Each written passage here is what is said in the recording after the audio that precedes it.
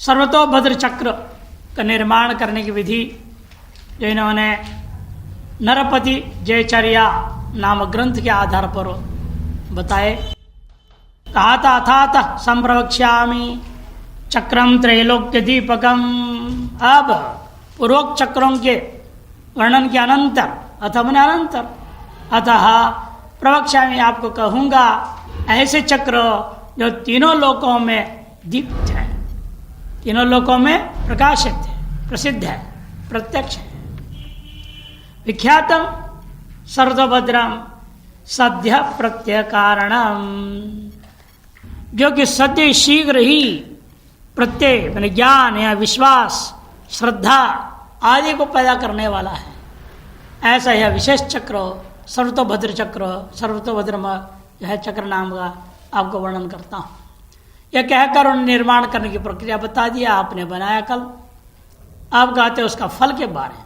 एक वेदे भवेद युद्धम, युग्म वेदे धनक्षयः, त्रिवेदे न भवेद भंगो, मृत्युश्चैव चतुर्ग्रही। एकादि क्रूर वेदेन फलम पुंसां प्रजायते, उद्वेगश्च तथा हानि, रोगो मृत्यु क्रमेण च। देखिए फल बताते वर्णन कर रहे हैं।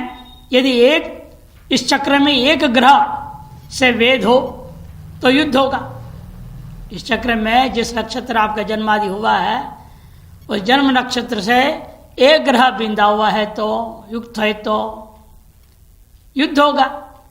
युग्म वेदे दो ग्रहों का संयोग हो तो धनक्षय, धन का क्षय हो जाएगा।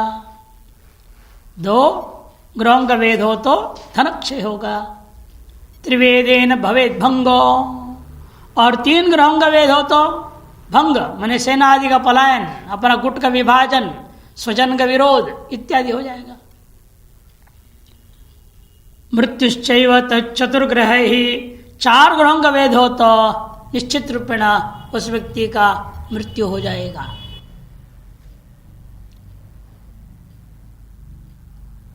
एकादि क्रूर वेदेन, और एक या एक से अधिक क्रूर ग्रहों से बिंदा हुआ युक्त है तो वह क्रम से एक होगा तो क्या फल मिलेगा बता रहे हैं।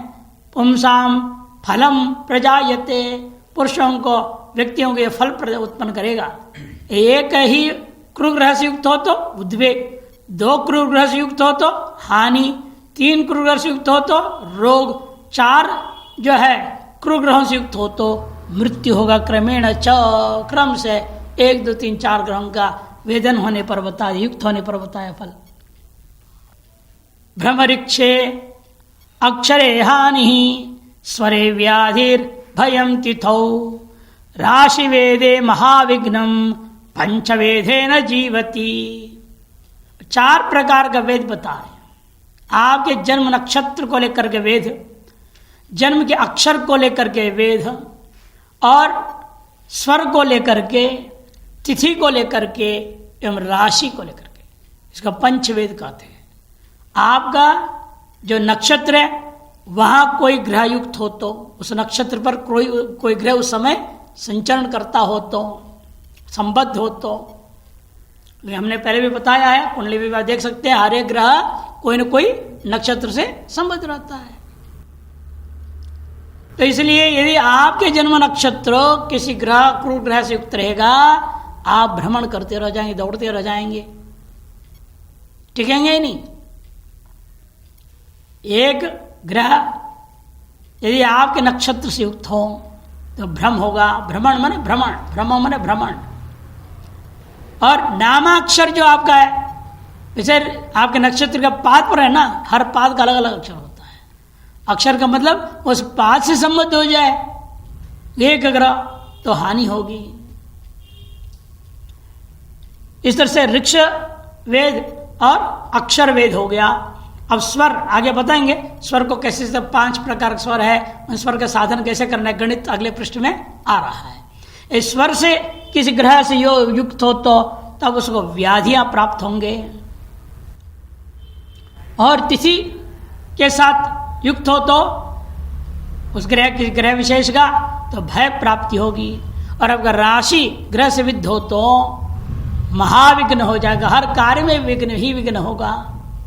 इस प्रकार से पंचवेदे न जीवती, और यदि पांचों के माने आपके नक्षत्र, आपके नामाक्षर, स्वर, तिथि और राशि सभी के सभी एक ग्रहों से युक्त हो तो निश्चित रूप में उसका मृत्यु हो जाएगी, न जीवती। पांचों विद्ध हो जाओ तो मनुष्य जीवित नहीं रहता है। या थोड़े हिंदी वाले अनुवाद करते वक्त एक पंक्ति छोड़ी दिए हैं, स्वरविद्ध हो तो, है ना, स्वरविद्ध हो तो महान विघ्न लिख दे सीधा। स्वरविद्ध हो तो क्या है फल? व्याधि। पवन लिखो बीच में, एक लाइन पूरा लिखना पड़ेगा। स्वरविद्ध हो तो व्याधि, तिथिविद्ध हो तो भय प्राप्ति, और राशिविद्ध हो तो फिर पक्षपाय, महाविघ्न वगैरह। बाकी लिखा हो ये महाविघ्न होगा। राशिविद्ध हो तो महाविघ्न होगा, या सीधा पढ़ो तो क्या होगा? स्वरविद्ध हो तो महाविघ्न, ऐसा पढ़ना पड़ेगा। वो गलत है कि मूल में क्या है? स्वरे व्याधिर्भयम तिथौ राशि वेधे महाविघ्नम, उधर बीच का अर्थ छोड़ दिया, एक पंक्ति छापना छूट गया। उसके अलावा और भी बता रहे हैं ग्रह विशेष को भी लेकर के, अर्क वेधे मनस्ताप द्रव्य हानिस्तु भूसुते रोग पीड़ा करह सौरी राहु केतुश्च विघ्नदौ चंद्रो मिश्र फलम पुंसाम रिपुश्चैव तु भार्गवे बुध वेधे भवेत् प्रज्ञा जीव सर्वफल प्रदः। सूर्य से वेद हो तो मन में संताप ही संताप, मानसिक चिंतन, मानस में चिंता ही चिंता ग्रस्त रहेगा। मनी मन पीड़ित, मनी मन दुखी, मानस क्लेश युक्त होगा वो, ये सूर्य से विद्ध हो तो। और मंगल से विद्ध हो तो द्रव्य हानिस्तु भूसुत है, भूसुत मैंने मंगल, उससे युक्त हो तो द्रव्य हानि होगा, धन हानि हो जाएगी उसकी। अर्क वेदे मनस्तापो द्रव्य हानिस्तु भूसुते रोग पीड़ा कर सौरी, सौरी माने शनि, शनि से विद्ध हो तो क्या होगा? रोग भी होगा और पीड़ा की भी प्राप्ति होगी। राहु केतुश्च विघ्नदौ, राहु से विद्या केतु से विद्या है तो अनेक प्रकार के विघ्न डालेंगे। चंद्र मिश्र फलम पुंसाम, और चंद्र से विद्ध हो तो इस मनुष्यों को मिश्र फल मिलेगा, कुछ अच्छा कुछ बुरा मिश्र फल होगा, शुभाशुभ उभय फल मिलेगा। रिपुश्चैव तु भार्गवे, और शुक्र से विद्ध हो तो अनेक शत्रु बन जाएंगे आपके। बुध वेधे भवेत् प्रज्ञा, और बुध ग्रह से युक्त हो तो विद्ध हो तो विकास ही विकास होगा, प्रज्ञा प्राप्ति होगी, बुद्धि का विकास होगा, इसमें कोई संशय नहीं है। जीव सर्वफल प्रवद, और गुरु से विद्ध हो तो सभी प्रकार का शुभ फल उसको प्राप्त हो जाता है। अब स्वरे व्याधिर आपने कहा था, स्वर क्या चीज है? पहले भी एक दो बार आया स्वर शब्द। अधिकतर स्वर से आप लेते हो आई ऊ, है स्वर मने व्यंजन, स्वर और व्यंजन दो होते हैं।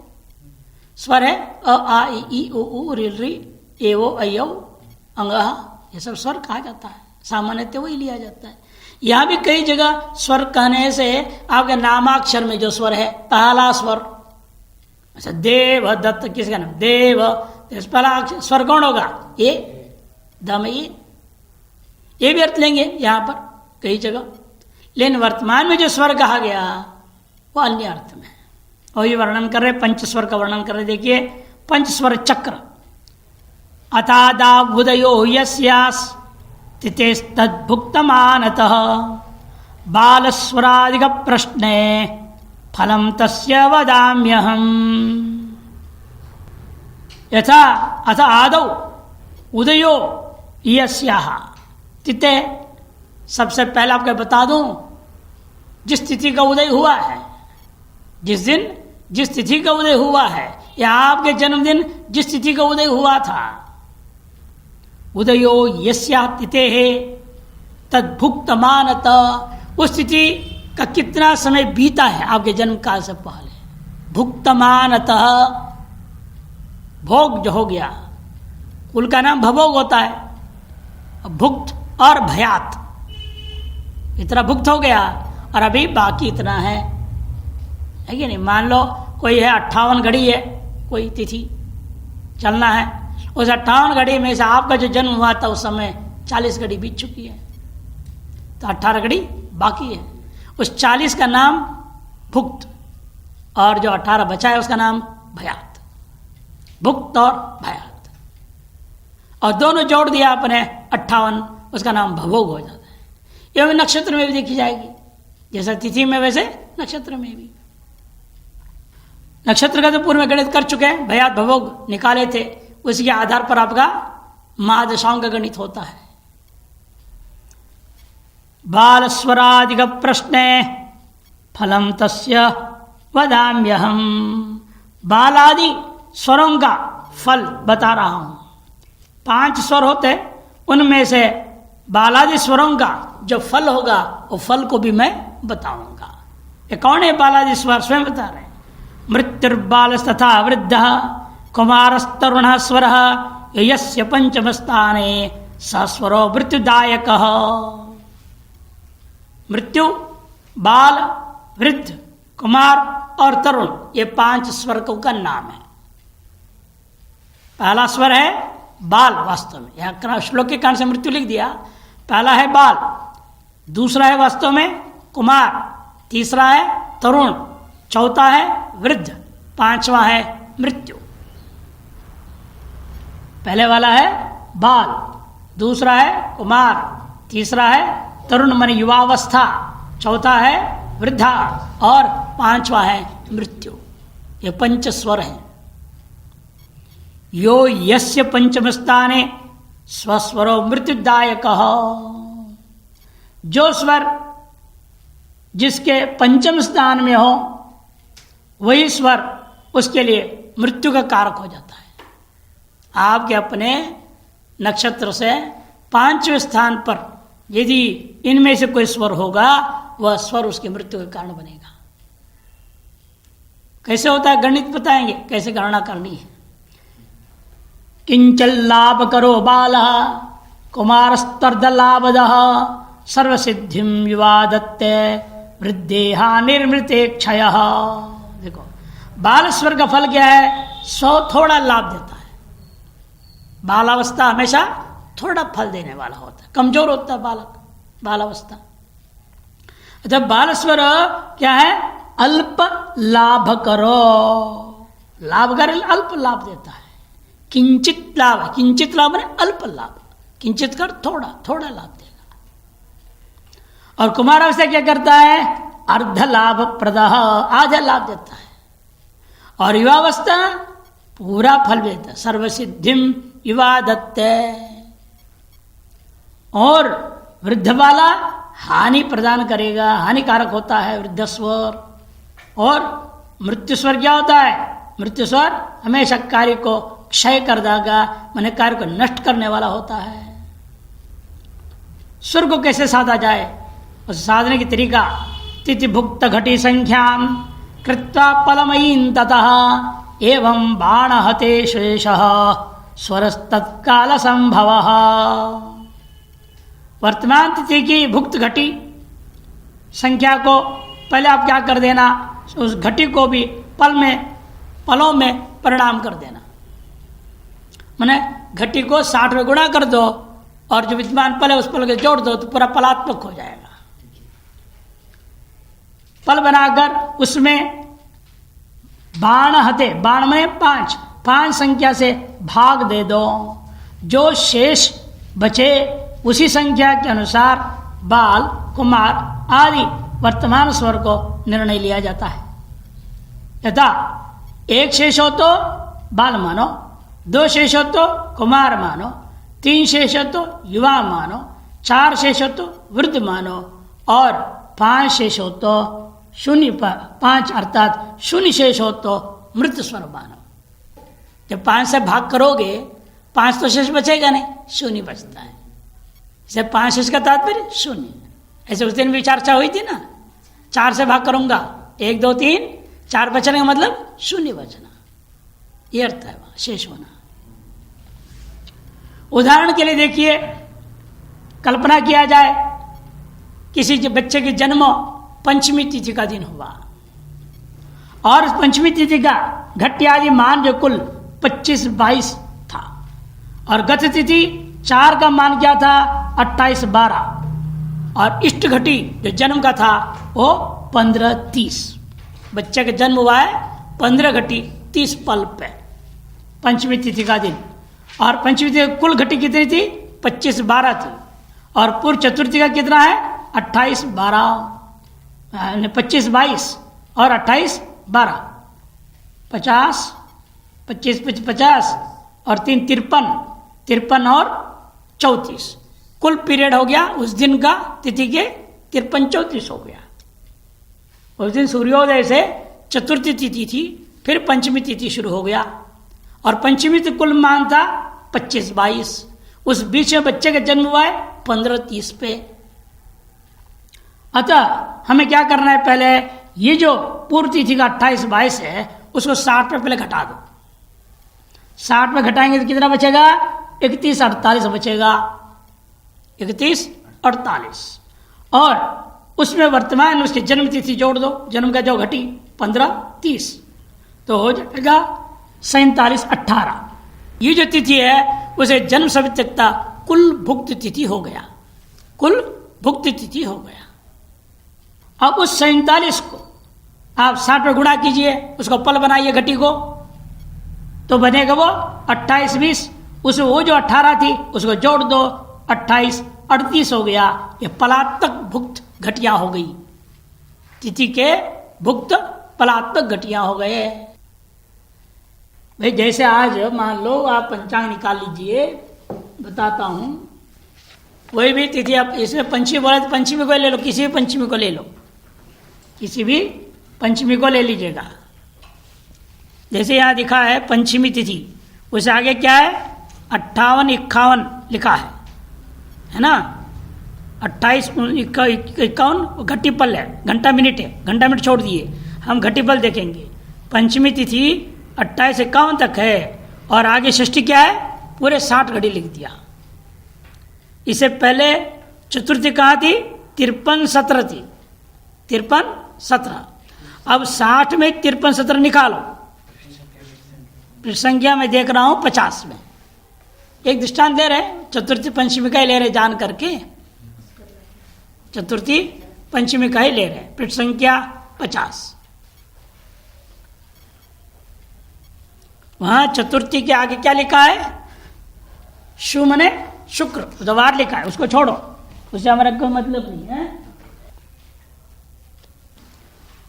चतुर्थी शुक्र, उसके बाद लिख रहे हैं ये चतुर्थी के आगे 53-17, फिर उसके नीचे पंचमी तिथि शाम ने शनिवार, उसके आगे लिखा 58-51 है क्या नहीं, ये लिखा हुआ है। इसे पंचमी तिथि कब शुरू हुई, शुक्रवार के दिन रात्रि 3 घड़ी के बाद शुरू हो चुकी है। शुक्रवार के दिन टोटल घड़ी कितना होता है एक दिन में 60 घड़ी होता है, माने इसको हम 60 में माइनस कर दें, घटा दें, तो क्या होगा, वो जो बचेगा वो रात्रिगत सूर्य से पहले तक के पंचमी तिथि मिलेगी, है कि नहीं। शुक्रवार के पूरे 60 घड़ी में से चतुर्थी तरह बीत गया, उसके बाद क्या शुरू हो गया, पंचमी शुरू हो गई कि नहीं। इसलिए पंचमी कितनी तिथि भी थी सूर्य से पहले, तो उसके लिए क्या, इसको माइनस कर दो, है कि नहीं। 53-17 को घटाएंगे, घटाना है, हो गया नहीं, घटाएंगे तो जो कितना आया 3 और यहाँ 5 में गया तो 4, 60 है ना, और यहाँ 9 में 3 गया तो 6, इतना ही बचा। और 6-43 इसमें जोड़ देंगे, कितना बनेगा 4, 9 में 6 तो 3, 1 8 14 15 5 1 65। कुल पंचमी तिथि 65 घड़ी 34 पल हो गया कुल तिथि। अब मान लो इस बीच में ये कह रहे हैं, मान लो बच्चे का जन्म कितने पे हुआ है? 15 घड़ी 30 पल पे। जन्मेष्ठ 15 और 30 है ना, 15-30। उन्हें पंचमी तिथि के इतने समय बीतने के बाद उसका ये हो चुका है।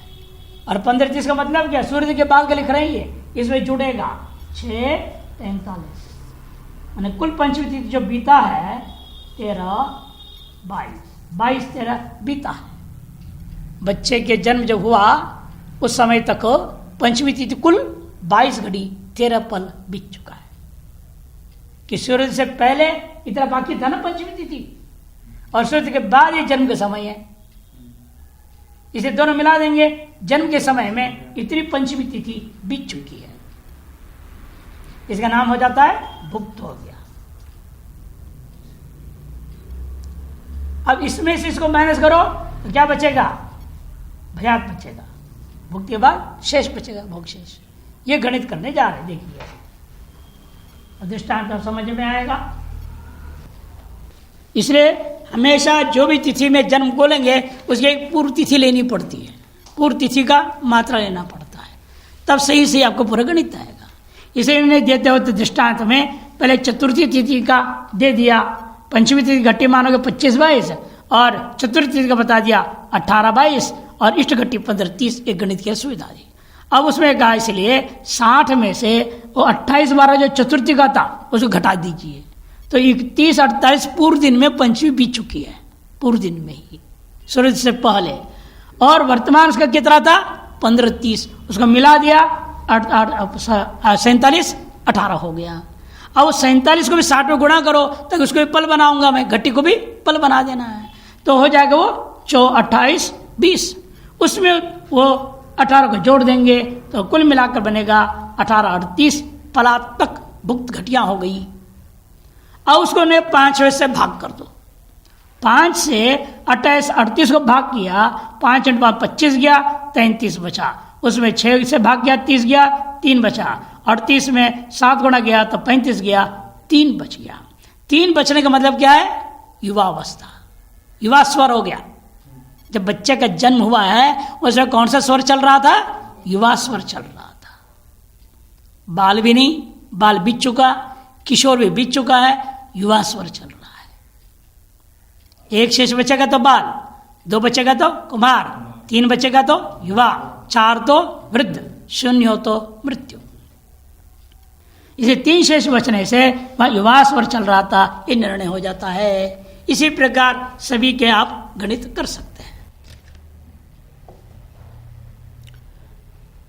यम उद्दिश्य कृत प्रश्न फलम तस्य वदाम्यहम यत्र नो दृश्यते किंचित तत्र प्रश्नम शुभाशुभम।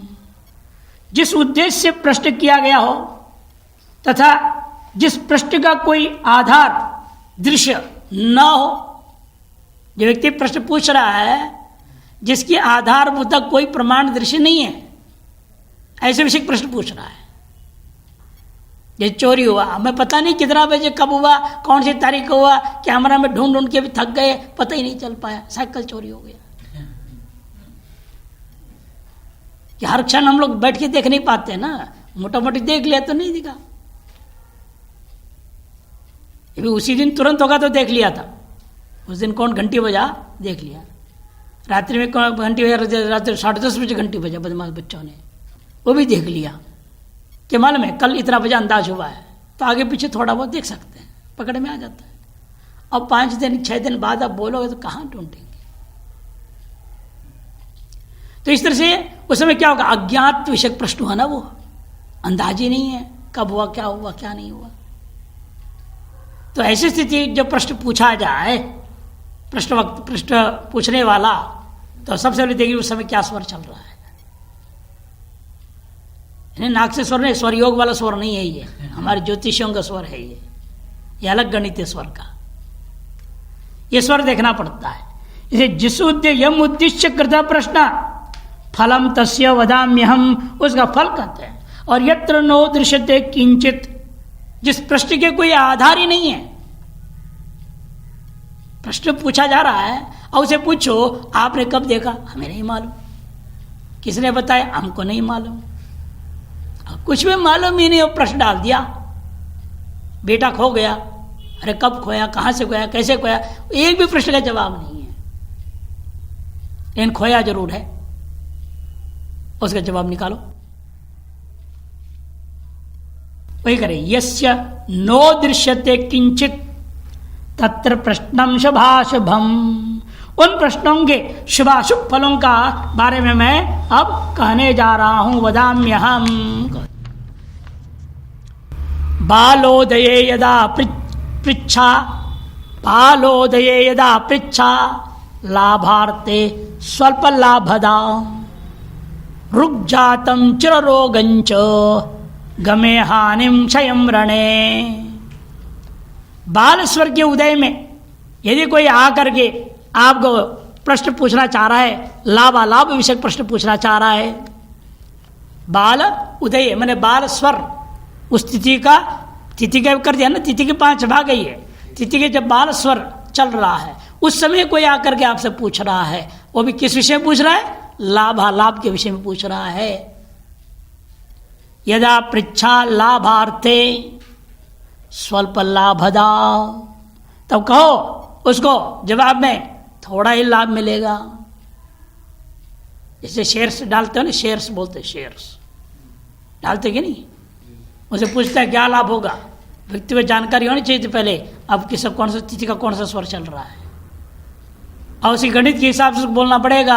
आप ऐसे में पूछ रहे हो, प्रश्न के अनुसार ये स्वर चल रहा है, ये स्वर चल रहा है, तो आपका वास्तव में इस समय जब डालोगे थोड़ा ही लाभ मिलेगा। और यदि रुक जातम, रोग विषय कोई प्रश्न पूछता है, तो रोग विषय प्रश्न पूछता है तो उसको बोलना चिर रोगंच, तुम्हारे रोग बहुत दीर्घ काल तक चलने वाला है। स्वर बाल स्वर काल में यदि रोग विषय प्रश्न पूछे उसको बोलना तुम्हारा रोग इतना जल्दी दूर होने वाला नहीं है, बहुत लंबे समय तक खींचेगा। गमे हानिम क्षयम रणे। और यात्रा के प्रश्न पूछ रहा है, गमे मन यात्रा, यात्रा के प्रश्न यदि पूछ रहा है उसको बोलना तुम्हारी यात्रा इस बाल स्वर के समय तुम पूछ रहे हो, यात्रा के बारे में निश्चित रूप से यात्रा में हानि होगी। और यदि रण विषय युद्ध विषय कोई प्रश्न पूछा और समय तिथि का बाल स्वर है तो बोल देना उसको तो युद्ध में तुम्हारा विनाश होगा, क्षय होगा, तुम्हारा हानि होगी, नुकसान होगा, लाभ नहीं हो सकता युद्ध से। कुमारो देवेलायाम लाभो भवति पुष्कलः राज्य नाशम जयम वियुद्ध यात्रा सर्वार्थ सिद्धिदा। कुमार स्वर काल में, कुमार स्वर के उदय काल में यदि प्रश्न पूछा जा रहा है और प्रश्न लाभ विषय पूछा जा रहा है तो उसको बोल देना तुम्हें बहुत लाभ होगा, अधिक लाभ मिलेगा, चिंता ना करो। ऐसे से डालो तुम शेयर में। और यदि राज्य के बारे में प्रश्न पूछ रहा है, राज्य विषय प्रश्न पूछ रहा है तो उसको बोल देना तुम्हारा राज्य का नाश होगा, हानि होगी, नुकसान होगा। जयम युद्ध है, युद्ध विषय प्रश्न है तो बोलना तुम्हें विजय प्राप्त होगा। और यात्रा के विषय पूछ रहे तो सर्वार्थ सिद्धिदा, बोल तुम्हारे सभी प्रकार की अभिष्ट सिद्धियां प्राप्त हो जाए, तुम जो चाहते हो फल तेरे को मिलने वाला है। यह यात्रा तुम्हारे लिए मंगलमय होगा, सफल होगा। युवोदये लभेद राज्यम क्लेशच्छेदं च तत्क्षणात् संग्रामे शत्रुहंता च यात्रायां सफलम भवेत्। युवा स्वर के उदय होने पर यदि राज्य विषय प्रश्न पूछ रहा है, लभेद राज्यम, बोल देना उसके हाथ में लाभ होगा जरूर। चुनाव लड़ रहा है, पूछ रहा है क्या मंत्री बनूंगा, हाँ बनोगे तुम, निश्चित बनो।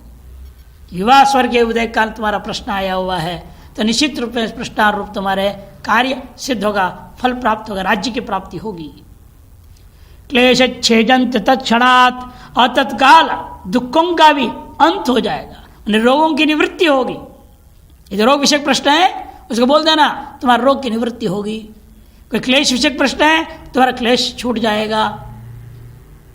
या बंधन विषयक लोग होते हैं, हमारे पति फंस गया, जेल में डाल दिया, क्या होगा? यदि विवाह स्वर में काल में पूछ रही है तो बोल देना तुम्हारा पति छूट जाएगा, छूट जाएगा बंधन से वो। इस तरह से प्रश्न अनुसार जवाब भी जो स्वर के आधार पर कहा जा रहा है। संग्राम में युद्ध के विषय प्रश्न पूछ रहे युवा स्वर काल में, तो जवाब दो शत्रुहंता च, तुम अपने शत्रुओं को नाश कर दोगे युद्ध में। यात्रायाम सफलम भवेत, और यात्रा में उसको बोलना सर्वसिद्धि तो नहीं होगी पूर्व के समान, किंतु सफलता अवश्य होगी।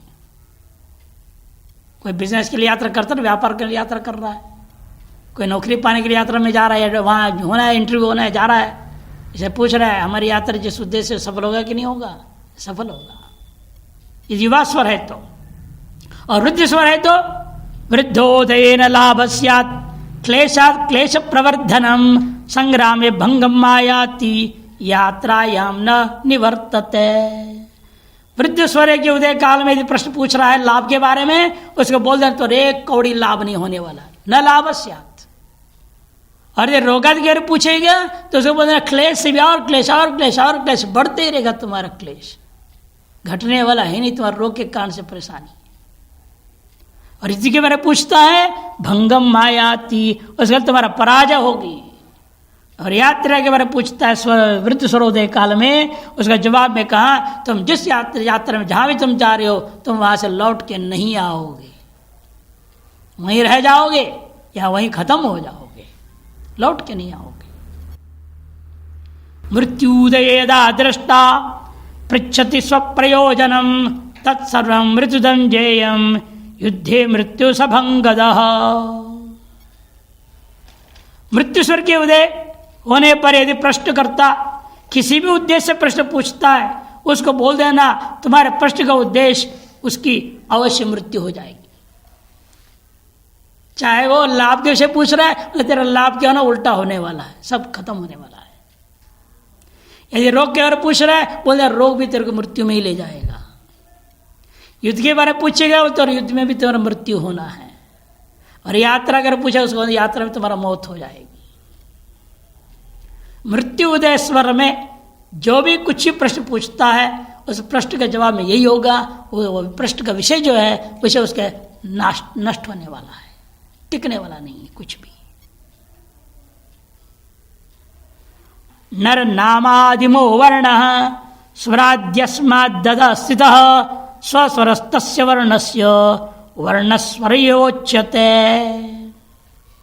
बालादि स्वर का वर्णन हो गया, अब वर्ण स्वर का वर्णन करना है, अक्षर स्वर।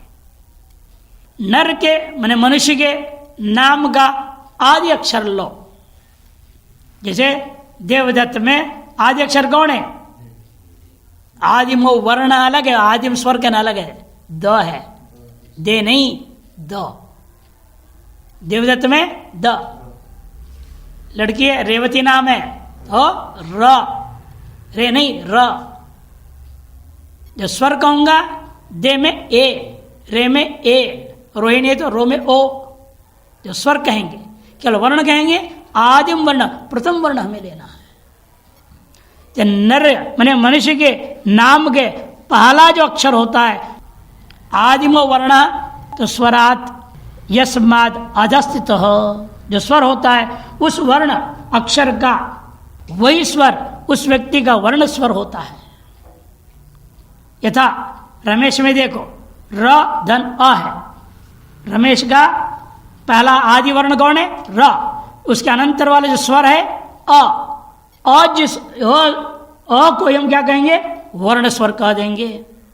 और इधर गोपाल में ग धन ओ है, आदि वर्ण है ग, उसके अनंतर स्वर हो गया ओ, इसलिए ओ को, ओ स्वर को ही हम वर्ण स्वर कह देंगे। स्वरात कहते ना, इसलिए आदिमो वर्ण स्वरात यस्माद, यस्माद स्वरात, आदिम वर्ण के बगल में जिस स्वर से कथन किया जा रहा है नाम को, उसके आधा स्थित सस्वर, उसी के नीचे जो स्थित है वही स्वर उसका अपना स्वर में अतः उसके अनंतर के लिए अध कह दिया। ये तो है नहीं, र का नीचे लिखा जाता क्या? देव में क्या है? द के नीचे तो ये नहीं। अध का तात्पर्य उसके अनंतर। आदिम वर्ण है द, उसके अनंतर जो स्वर लिखा जा रहा है वो स्वर को पकड़ना, और वह स्वर को भी हम वर्ण स्वर नाम से कहेंगे। यथा रेवती में र के बाद ये है, आदिम हो गया र, उससे अनंतर जो स्वर हो गया ए। इसलिए देवतत्व में द हो गया आदिम वर्ण, उसके अनंतर स्वर हो गया ए। रमेश में आदि वर्ण हो गया र, उसके अनंतर स्वर वर्ण हो गया अ, उस अ को हम वर्ण स्वर कहेंगे। इस प्रकार से इसलिए श्लोक्यों आदिमो वर्ण, उस आदि वर्ण से यस्मात् अधः स्वरात् स्थितः, जिससे और आगे में जो स्वर वर्ण स्थित है, स स्वरः वही वर्णस्य स्वर, तस्य वर्णस्य स्वरः, वो उस वर्ण का स्वर कहा जाएगा। अतः उसका नाम पड़ गया वर्ण स्वर। ये उच्चते हमारे ज्योतिष शास्त्र में उसको वर्ण स्वर नाम से कहते हैं। माना वर्णोत्तर वर्ती स्वर का नाम वर्ण स्वर। और नक्षत्र संज्ञा विचार बता रहे, जन्म भम जन्म नक्षत्रम दशमम कर्म संचकम एकोनविंशम आधानम त्रयोविंशम विनाशकम अष्टादशंच नक्षत्रम सामुदायिक संजितम सांघातिकंच विज्ञेयम ऋक्षम षोडश संख्यकम। देखिए, जिस नक्षत्र में जन्म होता है उसका नाम है जन्म नक्षत्र। और जन्म नक्षत्र उससे जो 10वां नक्षत्र होगा, कोई 27 नक्षत्र हो ना, कोई भी नक्षत्र हो, वहां से गिनना शुरू करो, 27 पूरे हो ही जाएगा। बीच में शुरू करेंगे, वहां अंत तक जाओ, फिर वहां से आदि तक आ जाओ। तो कहीं से भी शुरू करेंगे 27 तो पूरी होगी ना, गोल चक्कर जैसे। इसे जो भी आपका जन्म नक्षत्र है उसका नाम पहला क्या रखूंगा? जिस नक्षत्र में आपका जन्म हुआ है उस नक्षत्र को हम कहेंगे आपका जन्म नक्षत्र। वहां से गिनिएगा जो 10वां नक्षत्र है, आपके जन्म नक्षत्र से जो 10वां नक्षत्र है उसका नाम रख दिया कर्म नक्षत्र, कर्म संचक नक्षत्र है। और फिर 19वां जो नक्षत्र होगा उसका नाम है आधान संचक नक्षत्र। फिर 23वां जो नक्षत्र होगा उसका नाम विनाश संचक नक्षत्र। 18वां जो नक्षत्र होगा उसका नाम सामुदायिक नक्षत्र। एवं 16वां जो नक्षत्र है उसका नाम सांघातिक संज्ञक होता है, सांघातिक नाम पड़ेगा। इस प्रकार से पंच नक्षत्र जो आपका नक्षत्र कितने हो गए? 1 2 3 4 5 6 प्रकार के नक्षत्र। आपने जन्म नक्षत्र से अतिरिक्त 5 नक्षत्रों को गिनाया, कुल 6 नक्षत्र संज्ञा हो गई। ऐसे संज्ञा विशेष है। इसका फल क्या है इन नक्षत्रों को जानने का? इन नक्षत्र 10वां आपके जो है कहा आपने, 19वां, 13वें, 18वां और आपके 16वां, सांघातिका 16वां बताया। इनका फल बता रहे, मृत्यु स्यात् जन्म भे विद्धम कर्म भे क्लेशमेव च आधानर्क्ष प्रकाश स्यात् विनाशे बंधु विग्रह सामुदायिक भे विद्धे कष्टम हानि सुघातिके। सबका फल बता दिया। मृत्यु स्यात् जन्म भे विद्धम, ये जन्म नक्षत्र विद्ध हो तो मृत्यु प्राप्त होगी, और कर्म संचक नक्षत्र विद्ध हो तो क्लेशमेव च, महान कष्ट प्राप्त होगा। आधान संज्ञक जो नक्षत्र वह विद्ध है तो अप्रकाश, माने अज्ञान होगा, विवेक नष्ट हो जाएगा, क्या करूं क्या करूं समझ में नहीं आएगा, बुद्धि नाश हो जाएगा। और विनाश नामक जो नक्षत्र विद्ध हो तो विनाशे बंधु विग्रह, भाइयों से विद्रोह होगा, लड़ाई झगड़ा हो जाएगा। और सामुदायिक नामक संज्ञक नक्षत्र यदि विद्ध हो तो आपको कष्ट प्राप्त होगा। सामुदायिक भे विद्ध है कष्टम, और सुघाति के हानि। सांघातिक नामक जो स्वर है नक्षत्र है वह यदि विद्ध हो तो अवश्य उसको हानि प्राप्त होती है, धनादि हानि हो जाएगी। ये जो श्लोक संख्या 627 और 628 आपने पढ़ा भी, जो 27 से पूर्व तथा पश्चात अधिक कुछ पाठ है, दोनों की संगति एक साथ इस प्रकार बिठाना है। टिप्पण में दिया है, एवं षड्भिजना सर्वे जाति देशाभिषेक भैहि नवमो नृपतिर्जेयो नाड़ी तारा स्मृता अमू। आम जनता जो प्रजा होती है वह 6 प्रकार नक्षत्रों को लेकर उन पर विचार किया जाता है। जन्म नक्षत्र, कर्म नक्षत्र है कि नहीं, नाम जो दिया आपने, आधान नक्षत्र, विनाशक नक्षत्र और सामुदायिक नक्षत्र, सांघातिक नक्षत्र, ये आम प्रजा के लिए। राजा के लिए और 3 विशेष देखनी पड़ती है। राजा के लिए और 3 कौन से? जाति देश अभिषेक भैहि नवमो नृपतिर्ज्ञेय। राजा के लिए तो इन 3 को भी देखने पड़ जाते हैं, जाति देश और अभिषेक संघ का 3 और नक्षत्र को समझना होगा। उन 3 नक्षत्रों के आधार उनके लिए फल निर्णय होता है। नाड़ी तारा स्मृता अमू, अर्थात 9 नक्षत्र होते हैं, ये नाड़ी संचक भी नक्षत्र होते हैं। इनको नाड़ी संचक नक्षत्र भी कहा जाता है। तारा नाड़ी इति अमू तारा, ये जो नक्षत्र होते हैं 9 प्रकार के, इनको नाड़ी इति स्मृता, नाड़ी नाम से भी जाना जाता है। इनमें जाति और अभिषेक का फल बता रहे, देश का फल नहीं बता रहे। जाति वे कुलनाशंच बंधनंचाभिषेक भय। जाति देश और अभिषेक, इनमें से जाति नक्षत्र जो होगा उससे उसका कुल का, राजा का कुल का नाश हो जाएगा, और अभिषेक नामक जो नक्षत्र से उस राजा का बंधन हो जाएगा, उसको शत्रु आकर के पकड़ लेंगे, बांध देंगे। जाति से नक्षत्र क्रू ग्रह से विद्ध हो तो कुल का नाश होगा, और अभिषेक से नक्षत्र विद्ध हो तो उसका क्या फल बताया, उसका जो है बंधन की प्राप्ति हो जाएगी, यह फल होता है। अब इसके बाद एक बार चर्चा हुई थी ग्रहों की रश्मियों का, उन रश्मि साधन का विचार आरंभ करेंगे।